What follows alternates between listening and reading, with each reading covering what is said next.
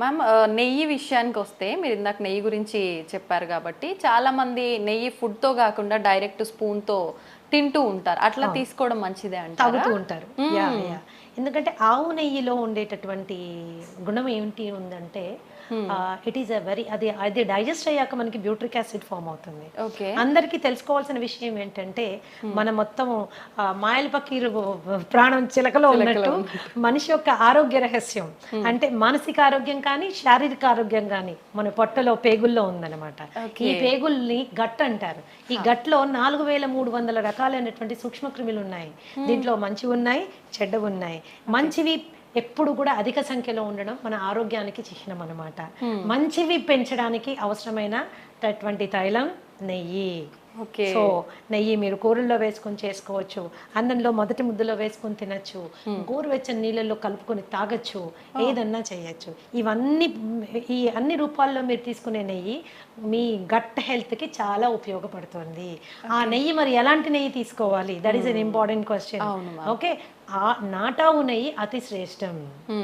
దాన్నే A2 ఘీ అంటారు. Okay, so మనం ఇంట్లో చేసుకుని చాలామంది A2 పాలు కొనుక్కుంటున్నారు, ఆవు పాలు కొనుక్కుంటున్నారు. మీరు తోడు పెట్టి మీరు తీసి మిగడ్లోంచి చేసే వెన్న నెయ్యి యూ కెన్ యూజ్ ఇట్. అది చాలా శ్రేష్టం అనమాట. ఓకే మ్యామ్, కొలెస్ట్రాల్ విషయానికి వస్తే లివర్కి కొలెస్ట్రాల్ వచ్చింది అని చెప్పి చాలామంది టెన్షన్ పడుతూ ఉంటారు కదా, దానికి ఎటువంటి ఆహార పదార్థాలు తీసుకుంటే? లివర్కి కొలెస్ట్రాల్ కాదమ్మా, it is actually called fatty liver. Fatty liver రెండు రకాలుగా ఉంటుంది, alcoholic fatty liver and non alcoholic fatty liver.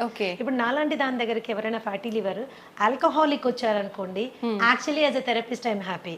ఎందుకంటే ఒట్టి ఆల్కహాల్ బంద్ చేయించేస్తే ఫ్యాటీ లివర్ చాలా వరకు కంట్రోల్లో వచ్చేస్తుంది అనమాట.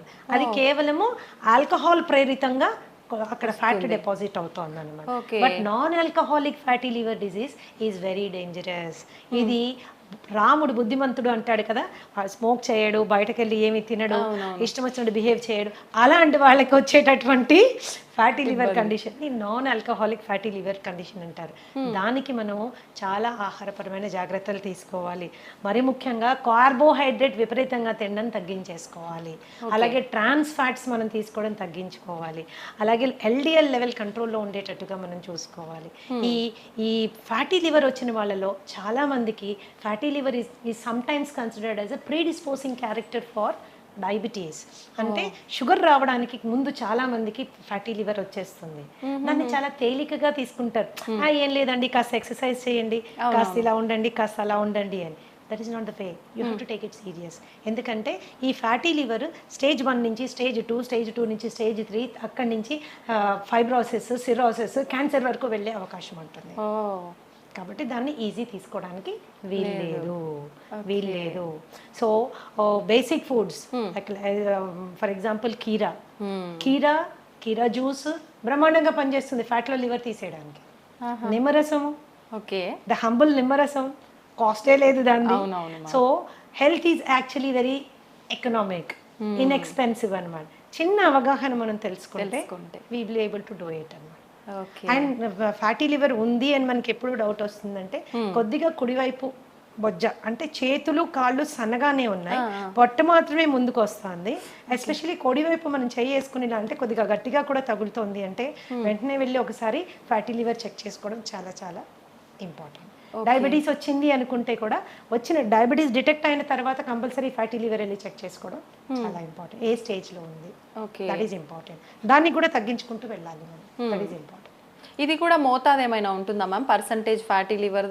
అట్లా కాదంటే మీరు అల్ట్రాసౌండ్ అబ్డామెన్ కి వెళ్ళినప్పుడు వాళ్ళు చెక్ చేసి మీకు గ్రేడ్ చెప్పేస్తారు. ఓకే, ఆ రిపోర్ట్ బట్టి మనకి స్టేజ్ 1 లో ఉన్నారా, స్టేజ్ 2 లో ఉన్నారా, స్టేజ్ 3 లో ఉన్నారా తెలిసిపోతుంది.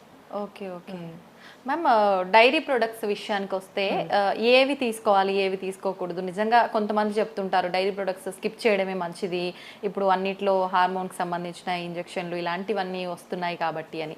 నిజంగా ఏవి తీసుకుంటే బాగుంటుంది మ్యామ్? నేను గతంలో కూడా చాలాసార్లు చెప్పానమ్మా, చాలా మంది వాదనకి కూడా దిగుతారు. మన తాతలు తండ్రులు ముత్తాతలు అందరూ పాలు తాగారు, ఇప్పుడు మీరెందుకు చెప్తున్నారు పాలు తాగకూడదని? పాలు డెఫినెట్ గా ఇట్స్ ఏ హోల్సమ్ ఫుడ్. మరి పిల్లలకి ప్రోటీన్ ఎలా వస్తుంది, పిల్లలకి మనకి కాల్షియం ఎలా వస్తుంది, ఇవి రెండు మనకు కావాలంటే పాలు తాగాలి కదా. మన చిన్నప్పటి నుంచి తాగాం కదా, ఇప్పుడు మీరు కొత్తగా ఇలాంటి వింత విషయాలు చెప్తున్నారు ఏంటి అని. సో తప్పులు మీరు చెప్పింది కూడా కరెక్టే. ఎప్పుడో మన తాతల తండ్రులంతా పాలు తాగారు, కానీ అప్పుడు ఆవులు వేరు, అప్పుడు పాలు వేరు. ఇప్పుడు ఆవులు వేరు, ఇప్పుడు పాలు వేరు. ఓకే, సో ఇప్పుడు చాలా సందర్భాల్లో మనం ప్యాకెట్ పాలు తెచ్చుకుంటే అవి అసలు పాలో కాదో మనకు తెలియదు. పాలల్లో నీళ్లు కలిపారనుకోండి, that is a healthy thing. అంటే ఓన్లీ నీళ్లు ఉన్నాయని సంతోషపడచ్చు మనం, కానీ నీళ్లు కాకుండా ఇంకెన్నెన్నో కలిపేస్తే అవి విషమై మనని ఎన్నో విధాలుగా మనని ఇబ్బంది పెడుతున్నాయి. మిల్క్ మీరు తీసుకున్నట్లయితే దాని ప్రోటీన్ కంటెంట్ కానీ, దాని కాల్షియం కంటెంట్ కానీ, నాన్ మిల్క్ సోర్సెస్ చాలా ఉన్నాయి. మీ మునగాకు తీసుకోండి, ఓకే, ఫర్ ఎగ్జాంపుల్ టేక్ మునగాకు. నువ్వులు తీసుకోండి, దానిలో ఉన్న కాల్షియం కానీ, దానిలో ఉన్న ప్రోటీన్ కానీ. మునగాకు పచ్చిదానికంటే కూడా ఎండు పౌడర్ ఏదైతే ఉంటుందో, మునగాకు పౌడర్ ఏదైతే ఉంటుందో బ్రహ్మాండంగా కాల్షియం లెవెల్స్ అనమాట. ఓకే, ఎన్నో రెట్లు పాల కంటే ఎక్కువగా ఉంటుందని. ఒక స్పూన్ రోజు తీసుకుంటే సరిపోతుంది. ఎలా తీసుకోవచ్చు మేడం? కాంబినేషన్ మజ్జిగలో కలిపి తీసుకోవచ్చు, నీళ్ళలో కలిపి తీసుకోవచ్చు. దాన్ని పొడి కింద తయారు చేసుకుని కాస్త వెల్లుల్లిపాయలు, జీలకర్ర, ఎండుమిరపకాయలు వేసి దాన్ని పొడి కింద చేసుకొని అంత నెయ్యి వేసుకొని మొదట ముద్ద గట్టిగా కలుపుకొని తినచ్చు. టేస్టీ ఉంటుంది, హెల్త్కి హెల్త్ వస్తుంది. అయితే ఈ మిల్క్ ఇప్పుడు ఏం చేస్తుంది, మిల్క్ లో ఒక ప్రోటీన్ ఉంటుంది కేసిన్ అని. ఈ కేసిన్ చాలా మందికి ఎలర్జిక్ కండిషన్స్ ప్రొడ్యూస్ చేస్తుంది. చాలా మందికి కడుపులో అది డైజెస్ట్ అవ్వక గ్యాస్ కానీ, లేకపోతే ఇండైజెషన్ కానీ, అలాగే బెల్చింగ్ అండ్ బ్లోటింగ్ అంటారు, పొట్ట ఉబ్బినట్టు అవ్వడం కానీ, ట్రైన్ పుల్ రావడం కానీ, ఇవన్నీ జరుగుతాయి. ఎందుకు? కేసిన్ వాళ్ళకి డైజెస్ట్ అవ్వదు కాబట్టి, కేసిన్ డైజెస్ట్ అవ్వదు కాబట్టి. సో అలాంటి సందర్భాల్లో పాల అవసరం ఏంటి అసలు? ఒక స్టేజ్ దాటింద టాడ్లర్ అంటాం, అంటే కాలు మీద నడవడానికి అలవాటు పడిన బిడ్డకి పాలు సంపూర్ణ ఆహారం కాదు. ఓకే ఓకే, అది అసంపూర్ణమైనటువంటి ఆహారం. పాలు ఎడిక్టివ్ ఇన్ నేచర్. మీరు బాగా తాగుతుంటే అది తాగాలనిపిస్తుంది, తాగకపోతే ఏదో వెలితిగా కూడా అనిపిస్తుంది. దానికంటే ఆరోగ్యకరమైన ఫుడ్ మనకు ఉన్నప్పుడు, దానికంటే మనకి బలవర్ధకమైన ఆహారం మనకి అవైలబుల్గా ఉన్నప్పుడు మనం దానికి ఆప్ట్ చేసుకోవచ్చు కదా. ఈ రోజు ఆవుల్లో పాలు పెరగడం కోసము విపరీతంగా ఇంజెక్షన్స్ వేస్తున్నారు, విపరీతంగా యాంటీబయాటిక్ యూజ్ జరుగుతూ ఉంది. Grass fed cow and grain fried cow అని రెండు రకాల కౌస్ మనం చూసుకుంటే, పచ్చిగడ్డి తిని ఆ పచ్చిగడ్డి పెంచడానికి కూడా ఏమాత్రం ఎరువులు వాడకుండా, పెస్టిసైడ్స్ వాడకుండా ఆర్గానిక్గా పెంచిన పాలు ఉంటాయి కదా, అవి అతి శ్రేష్టం. చాలా అరుదుగా లభిస్తున్నాయి, చాలా అరుదుగా, పచ్చిగడ్డే దొరకడం లేదు. గ్రెయిన్ ఫెడ్ మీరు తీసుకున్నారనుకోండి, వాటికి గ్రెయిన్స్ పెడతారు, ఎన్నెన్నో రకాలైన గ్రెయిన్స్ పెడతారు. ఎస్పెషల్లీ ఈ మధ్య కాలంలో అయితే కార్న్ పెట్టేస్తున్నారు, స్వీట్ కార్న్ పెడుతున్నారు. సో ఇవి ఏంటి అంటే పాల క్వాంటిటీ పెంచడానికి. చాలా మంది ఆ ఆవులకి పెట్టే దీంట్లో నూనెలు కలుపుతారు, ఎందుకంటే పాలల్లో వాళ్ళకి ఆయిల్ శాతము, ఫ్యాట్ శాతం ఎక్కువ రావాలని. మరి ఇలాంటి పాలు మనం తాగినప్పుడు అది మనకి it is going to harm us. అయితే ఇంట్లో మనం ఒక పాల ప్యాకెట్ తెప్పించుకున్నప్పుడు అది ఆవు పాల, గేదె పాల, ఆవులో గ్రాస్ తినిన ఆవా లేకపోతే గ్రెయిన్ తినిన ఆవా, యాంటీబయాటిక్ వేసుకుందా వేసుకోలేదా మనకి ఎలా తెలుస్తుంది? ఇవన్నీ కలిపారో లేదో మనకి ఎలా తెలుస్తుంది? తెలియదు. పైగా పాలు ఎప్పుడైతే ప్యాకెట్లో వస్తాయో, ప్లాస్టిక్ ప్యాకెట్లో వస్తాయో, ఆ ప్లాస్టిక్ కూడా మనకి ప్రమాదం. ఇంకోటి, కొంతమందికి ఏంటంటే ఎస్పెషల్లీ ఉద్యోగస్తులు 4-5 ప్యాకెట్లు కొనుక్కుని డీప్ ఫ్రీజర్లో పెడతారు, అవి గడ్డగట్టిపోతాయి. వాటిని మీరు ఎప్పుడైతే డీప్ ఫ్రీజ్ చేస్తారో, థాయింగ్ ప్రాసెస్ జరిగేటప్పుడు ప్లాస్టిక్ కూడా మెల్ట్ అయ్యి అందులోకి వస్తుంది. ఒకప్పుడు మేము చిన్నపిల్లలుగా ఉండేటప్పుడు గ్లాస్ బాటిల్లో వచ్చేది, that was safest milk. Seal అయ్యి గ్లాస్ బాల్ వచ్చేది.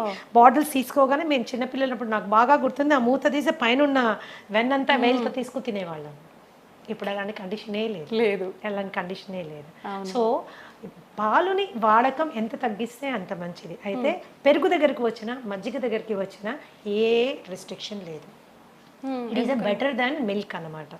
మీరు పెరుగుగా తిన్నా పర్వాలేదు, మజ్జిగగా తిన్నా పర్వాలేదు. కొద్దిగా పుల్లబడిన మజ్జిగ ఇంకా బెటర్. పుల్లబడిన మజ్జిగ చాలా బెటర్. అందుకని మిల్క్ని అవాయిడ్ చేయడం బెటర్. అవాయిడ్ చేయడం బెటర్. ఎందుకంటే మనకు వచ్చే ప్యాకెట్ గురించి మనం ఆలోచిస్తాం కానీ అందులో వచ్చిన పాలు మనకి దాకా రావడానికి ఎన్ని పద్ధతులు అవలంబించారో మనకు అవగాహన లేదు. అవును ma'am. Today it is a very common thing to give oxytocin injection for cows. Oxytocin injection దేనికి ఇస్తారు వింటే మీరు బిత్తరపోతారు. పాల పొదుగులోంచి పాలు పిండేటప్పుడు ఈజీగా పాలు బయటికి రావడం కోసము ఆ ఇంజెక్షన్ ఇస్తారు. మనకు కూడా ఆక్సిటాసిన్ ఇంజెక్షన్స్ ఇస్తుంటారు. మనం ఎప్పుడు యూస్ చేస్తారో తెలుసా మీకు? డెలివరీలో బిడ్డ ఈజీగా బయటికి రావడానికి కోసం యూస్ చేసేటటువంటి ఇంజెక్షన్ ఆక్సిటాసిన్ అన్నమాట. కండరాలు లూజ్ అయ్యి బిడ్డ ఈజీగా బయటికి రావడానికి. యానిమల్స్ కి కూడా ఆక్సిటాసిన్ ఇంజెక్షన్ దానికోసమే ఇస్తారనమాట. బట్ దేనికి వాడుతున్నాం ఈరోజు? ఈజీగా అంటే అది పిండడానికి కూడా మనకు ఓపిక లేదనమాట. దాని బిడ్డను తాగనివ్వడం లేదు మనము. దాని బిడ్డ నోటికాడ పాలు మనం గుంజుకుంటున్నాం. అది కూడా ఈజీగా రావడం కోసం కెమికల్ ఇంజెక్షన్స్ ఇస్తున్నాం. మరి ఇలాంటి పాలు తాగడం అవసరమా? అక్కర్లేదనే చెప్పాలి మ్యామ్. సో ఎన్ని ఇట్స్ డైరీ అండ్ ఆవు మీద జరుగుతున్నటువంటి ఘోరాల గురించి అది డిఫరెంట్ స్టోరీ. దాని గురించి మాట్లాడుకుంటే పాలు చూస్తే కూడా భయపడిపోతాం అన్నట్టు. అమ్మో బాబాయ్ ఇంత కష్టమైన పాలు మనకు అవసరమైంది అని. That is as simple as that. పాల కంటే బలబద్ధమైన ఆహారం చాలా చాలా ఉంది. You can go towards it. అవి తీసుకోవచ్చు. ఆల్టర్నేట్ మిల్క్స్ కూడా ఉన్నాయి. మీ బాదం మిల్క్, తర్వాత ఈ కోకోనట్ మిల్క్, దాని తర్వాత యూ హ్యావ్ కాజు మిల్క్, రాగి మిల్క్, జొన్న పాలు, మిల్లెట్ పాలు, ఇలా మనకు చాలా ఉన్నాయి విచ్ ఆర్ మోర్ న్యూట్రిషియస్. పాలు దేనికి తాగెత్తున్నామో ఆ న్యూట్రిషన్ ఇవ్వగలిగినవి ఇంకా ఎక్కువ శాతంలో ఇవ్వగలిగిన పాలు మనకు చాలా ఉన్నాయి. ఓకే. ఇంకా కొంతమంది అడుగుతూ ఉంటారు నన్ను, మేడం పాల ప్యాకెట్లో పాలు తీసుకోమంటారా లేకపోతే టెట్రా ప్యాక్ తీసుకుంటే ఏమైనా ప్రాబ్లం వస్తుందా? టెట్రా ప్యాక్ మీద చాలా హెవీ రీసెర్చ్ జరిగిందమ్మా.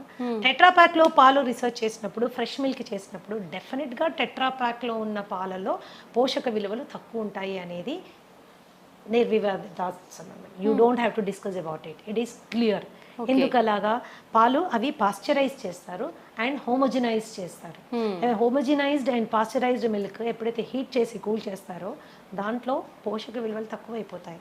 కాకపోతే టెట్రా ప్యాక్ లో మీరు తీసుకున్నప్పుడు ఏంటంటే హైజీన్ అండ్ శానిటేషన్ ఎక్కువ, ఇన్ఫెక్షన్ కాజింగ్ జర్మ్స్ కానీ అది మనకి ఉండదు. పైగా ఏమీ అడిటివ్స్ యాడ్ చేయరు దాంట్లో. ఏమి దాన్ని ప్రిజర్వ్ చేయడానికి ఏమీ బయట నుంచి యాడ్ చేయరు.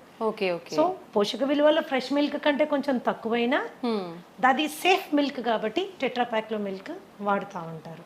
That is how it is. ఇప్పుడు ఫ్రెష్ గా తీసుకున్న పాలు వి డోంట్ నో దాంట్లో ఏమేమి ఉన్నాయో తెలియదు. అందులో ఎన్ని పెస్టిసైడ్ రెసిడ్యూస్ వస్తాయో తెలియదు, ఎన్ని మాన్యూర్ రెసిడ్యూస్ వస్తాయో తెలియదు, బ్యాక్టీరియల్ ఇన్ఫెస్టేషన్ కానీ వైరల్ ఏదైనా మైక్రో ఆర్గానిజం ఉందేమో మనకి తెలియదు. రెండు తెల్లగానే ఉంటాయి అంతే. మనం పాల రూపంలో తీసుకునే వాళ్ళకైతే ఆల్టర్నేట్ ఆప్షన్స్ చాలా ఉన్నాయి మీరు చెప్పారు. కొంతమంది తెల్లారితే కానీ టీ లేనిది వాళ్ళకి తెల్లారదనే వాళ్ళు చాలా మంది ఉంటారు. అలాంటి వాళ్ళ పరిస్థితి ఏంటి మ్యామ్? టీ కాఫీ అనేవి దేనికి తాగుతాం? నా పద్ధతి ఏంటంటే దేనికైనా ఏ పద్ధతికైనా ఎందుకు అని ముందు తెలుసుకుంటే అది మనకు అవసరమా లేదు అని నిర్ణయం తీసుకోవచ్చు. రైట్. ఓకే. మన డైలీ లైఫ్లో మనకున్న స్ట్రెస్ మూలాన చాలా మందికి హెడేక్స్ రావడము, ఆ స్ట్రెస్ మూలాన మైగ్రేన్స్ రావడము, డల్ గా ఫీల్ అవ్వడము ఇవి అవుతాయి. టీ అండ్ కాఫీలో ఏముంటుంది? కెఫీన్ ఉంటుంది. ఈ కెఫీన్ ఏం చేస్తుంది? నర్వస్ సిస్టమ్ ని టెంపరీగా ఉత్తేజపరుస్తుంది. ఓకే. టెంపరీగా ఉత్తేజపరుస్తుంది. ఎప్పుడో ఒక రోజు ఒక గుక్క తాగినంత మూలాన మనకి పెద్ద వదిలేదు. అది అలవాటు చేసుకుంటే it is addictive in nature. It is addictive in nature అన్నమాట. సో టీ మంచిదా కాఫీ మంచిదా అని కూడా కొంతమంది అడుగుతుంటారు. దీంట్లో నేనేమంటానంటే మీరు పాలు షుగర్ లేకుండా ఏది తాగినా మంచిదే. Okay. Black tea, black coffee ఏది తాగినా మంచిదే. ఇంకా మీరు బ్లాక్ టీని చాలా లైట్ గా చేసుకొని దాంట్లో కొద్దిగా నిమ్మరసం యాడ్ చేసుకొని కొన్ని నానబెట్టిన సబ్జా గింజలు వేసుకొని దాంట్లో కొద్దిగా ఒక 2 or 3 leaves ఆఫ్ మింట్ అంటే మన పుదీనా కట్ చేసి వేసుకొని తాగండి. అద్భుతంగా ఎంజాయ్ చేస్తారు. And maybe 1 or 2 times tea తాగడమే ఇంపార్టెంట్ అనుకుంటే బ్రహ్మాండమైన ఆరోగ్యం ఇచ్చే అద్భుతమైనటువంటి పోషక విలువలు ఉండేవి బొచ్చడని టీస్ ఉన్నాయి. For example green tea is the best tea. Okay. Green tea అంటే డిప్ టీ కాదండి. గ్రీన్ టీ ఆకులు తెచ్చుకోవాలి, ఒక చిన్న ఇన్ఫ్యూజర్ కొనుక్కోండి. అంటే ఒక కప్పులో ఇంకో కప్పు ఉంటుంది, దానికి చిన్న హోల్స్ ఉంటాయి. దాంట్లో మనం గ్రీన్ టీ లీవ్స్ ఒక స్పూన్ వేసుకుని హాట్ వాటర్ వేసుకుంటే ఇన్ఫ్యూజ్ అయ్యి the best thing will come on. Green tea is anti inflammatory and it is anti cancerous. మన మెటబాలిజంకి చాలా బాగా పనిచేస్తుంది. It is good for everything. కానీ ప్రతిదీ తీయగా ఉండాలంటే కష్టం. ప్రతిదీ తీయగా ఉండాలంటే మనకి కష్టం. సరే తీయగా ఉండాలి అనుకుంటే మీరు దాంట్లో న్యాచురల్ రా హనీ వేసుకోవచ్చు. బట్ అది ఇంకొక స్కామ్. మనకి ఏది హనీయో ఏది బెల్లం మడ్డో ఏది యూనో చక్కెరపాకమో మనకి తెలుసుకోలేము, అంత టైం కూడా లేదు. That is how it is.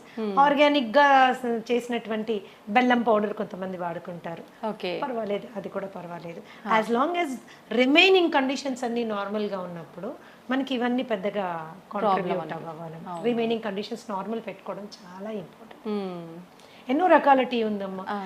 For example hibiscus tea అని ఉంటుంది, మందార పువ్వులు ఆకులు రెక్కలతో చేసింది. జాస్మిన్ టీ ఉంది. There are so many teas. మేమైతే మా ట్రీట్మెంట్ ప్రొసీజర్స్లో దాదాపుగా నేను 25 రకాల టీలు వాడతాను. ఓకే, ఇవి మంచి ఆరోగ్యం వైపు నా క్లయింట్స్ అందరినీ తీసుకెళ్ళడానికి చాలా ఉపయోగపడుతుంది. మచ్చా టీ అని ఉంటుంది. ఫైబ్రాయిడ్స్ ఉన్నవాళ్ళు, యూటరైన్ ప్రాబ్లమ్స్ ఉన్నవాళ్ళు, మెన్స్ట్రల్ సైకిల్ రెగ్యులర్గా లేని వాళ్ళు ఇలాంటి టీ తీసుకోవచ్చు. ఇలాంటి టీ తీసుకోవచ్చు. సాంఫ్ టీ అని ఇస్తాము. డైజెషన్ సరిగ్గా లేని వాళ్ళు, అరుగుదల చాలా తక్కువగా ఉన్నవాళ్ళు, తినగానే వాళ్ళకి విపరీతమైన ప్రాబ్లం ఉన్నవాళ్ళు, కాన్స్టిపేషన్ ఉన్నవాళ్ళు, వీళ్ళందరికీ సాంఫ్ టీ ఇస్తాము. లైక్ ఆస్తమా, బ్రీదింగ్ ప్రాబ్లమ్స్ ఉన్నాయి అండ్ డైజెషన్ ఇష్యూస్ ఉన్నాయి, ఇలాంటి వాళ్ళకి జింజర్ టీ ఇస్తాము. అలాగే ఆకుల టీ తీసుకున్నారంటే అది పెద్ద టాపిక్ అను. దాదాపుగా 100 రకాల టీస్ గురించి మనం మాట్లాడుకోవచ్చు. అవి మనకి ఎంత చీపు, ఎంత హెల్త్ ఇస్తాయి అన్న దాని మీద క్లియర్గా డిస్కస్ చేసుకోవచ్చు అనమాట. So general coffee and tea కంటే కూడా మీరు ఇలాంటి కైండ్ ఆఫ్ వాటిని అలవాటు చేసుకుంటే అదేదో వెచ్చగా తాగాలి అనే ఒక కోరిక తీరుతుంది, హెల్త్ కూడా ఎఫెక్ట్ అవ్వదు. 1-2 సార్లు టీ తాగితే ప్రాణ నష్టం ఏమీ లేదమ్మా, అదే పనిగా తాగితేనే. ఓకే, మీరు కాఫీ తాగాలి అనుకుంటే black coffee is a better option than with tea. And లేదు పాలు కావాలి, పాలు లేకుండా నేను చేయలేను ఫిక్స్ అయ్యారనుకోండి, ఓట్ మిల్క్తో తాగండి, కోకోనట్ మిల్క్తో తాగండి, ఆల్మండ్ మిల్క్తో తాగండి. ఆప్షన్స్ ఉన్నాయి, తెలుసుకోవడము చేసుకోవడమే అంతే. ఓకే, ఖచ్చితంగా మనం ముందు వీడియోలో టీస్ గురించి కూడా టాపిక్ చేసుకుందాం మ్యామ్. ఓకే.